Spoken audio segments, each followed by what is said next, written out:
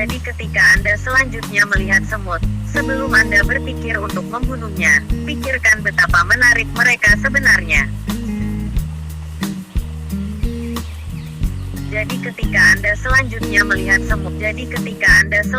melihat semut, sebelum Anda berpikir untuk membunuhnya, pikirkan betapa menarik mereka sebenarnya.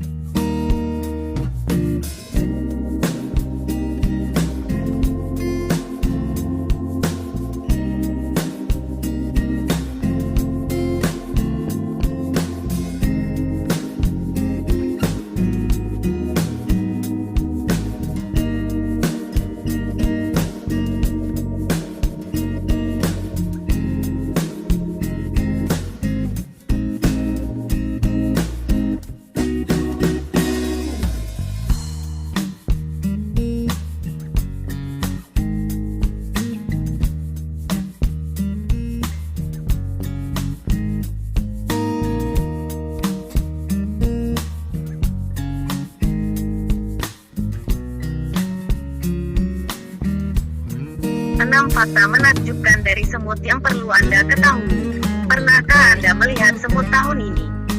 Dia adalah salah satu di antara 12.000 hingga 20.000 spesies semut. Mereka adalah momok para tukang kebun tapi juga spesies yang menarik. Semut pekerja kecil, hitam, tak bersayap berlarian di trotoar, merangkak pada tanaman Anda, merawat kutu daun, atau mengumpulkan remah-remah lezat dari dapur Anda.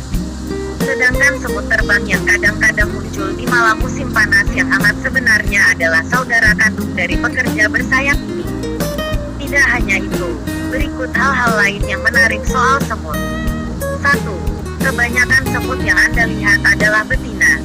Semut memiliki sistem kasta. Ada pembagian tanggung jawab di antara mereka. Ratu adalah pendiri koloni, dan perannya adalah bertelur. Semut pekerja semuanya perempuan, dan mereka ini bertanggung jawab atas pekerjaan koloni yang harmonis. Tugas mereka berkisar dari merawat ratu dan yang muda, mencari makan, mengawasi konflik di koloni, dan membuang kotoran. Semut pekerja kemungkinan besar tidak akan pernah memiliki keturunan sendiri. Sebagian besar telur berkembang sebagai pekerja, tetapi begitu koloni siap, sang ratu menghasilkan generasi reproduktif berikutnya yang akan melanjutkan hidupnya untuk memulai koloni sendiri. Nasib seekor semut betina akan menjadi pekerja atau menjadi ratu pada dasarnya ditentukan berdasarkan diet bukan genetika. Larva semut betina manapun bisa menjadi ratu, yakni mereka yang menerima diet kaya protein. Larva lainnya menerima lebih sedikit protein, yang menyebabkan mereka berkembang sebagai pekerja. 2. Semut jantan hanya agen reproduktif bersayap. Semut jantan memiliki ibu tapi tidak memiliki ayah. Tidak seperti manusia, dengan kromosom X dan Y, jenis kelamin semut ditentukan oleh jumlah salinan genom yang dimilikinya. Semut jantan berkembang dari telur yang tidak dibuahi sehingga tidak menerima genom dari ayah.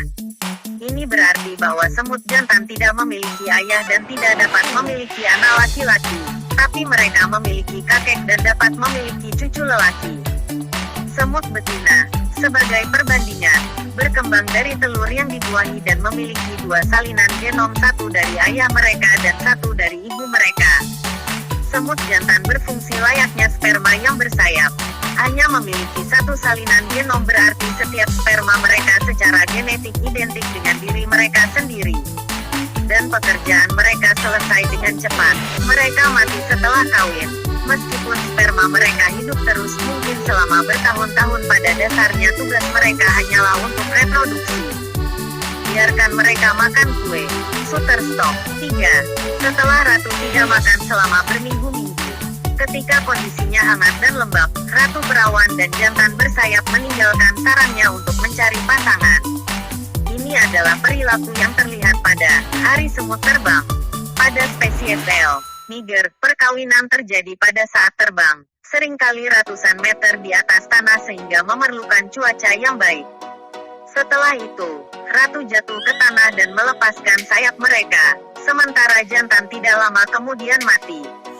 Ratu yang telah kawin kemudian memilih situs untuk sarang dan menggali ke dalam tanah yang lembut akibat hujan yang baru terjadi.